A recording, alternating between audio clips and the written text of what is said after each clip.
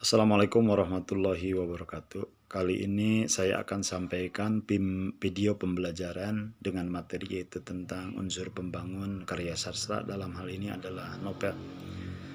Novel dibangun oleh dua unsur, yaitu unsur intrinsik, kemudian yang kedua unsur ekstrinsik. Unsur intrinsik itu adalah unsur dari dalam novel itu sendiri, kemudian unsur ekstrinsik itu adalah unsur dari luar. Saya fokus kali ini yaitu di dalam unsur intrinsik. Di unsur intrinsik itu saya akan sampaikan yaitu tentang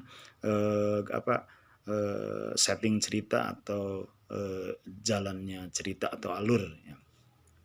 Unsur intrinsik itu ada 7 yang saya sampaikan, yaitu yang pertama itu adalah tema, kemudian yang kedua adalah alur, kemudian yang ketiga adalah sudut pandang, kemudian yang keempat adalah penokohan, kemudian yang kelima adalah gaya bahasa, kemudian yang keenam adalah amanat, ya. Kemudian yang ketujuh adalah latar. Saya kali ini akan fokus di dalam pembelajaran ini yaitu tentang setting atau jalan cerita atau alur. Di mana alur itu kita kenal ada yang disebut dengan alur maju, kemudian alur mundur, kemudian alur campuran. Kali ini lebih spesifik saya jelaskan yaitu tentang pola dalam perjalanan sebuah alur di dalam sebuah cerita. Dalam hal ini adalah novel atau cerpen atau karya sastra yang lainnya.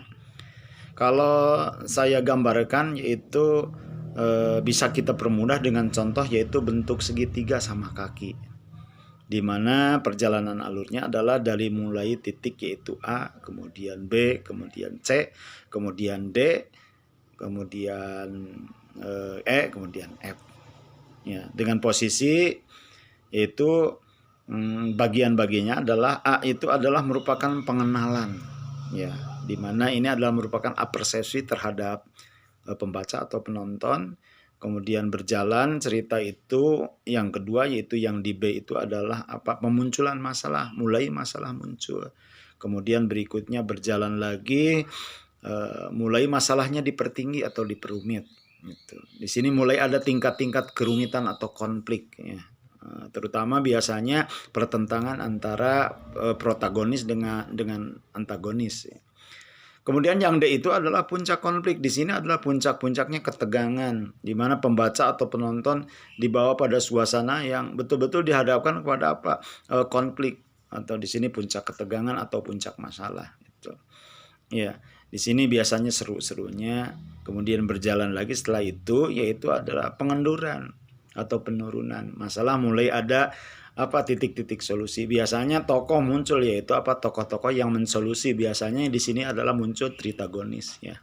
Kemudian setelah itu berjalan lagi cerita dan akhirnya lewat pemecahan masalah di solusi pada konflik-konflik tersebut. Kemudian akhirnya tembuslah pada satu titik yaitu titik penyelesaian dan selesai cerita itu yaitu di E, ya.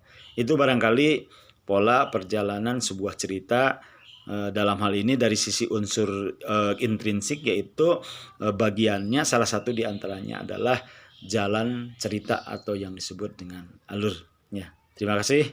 Assalamualaikum warahmatullahi wabarakatuh. Terima kasih. Assalamualaikum warahmatullahi wabarakatuh.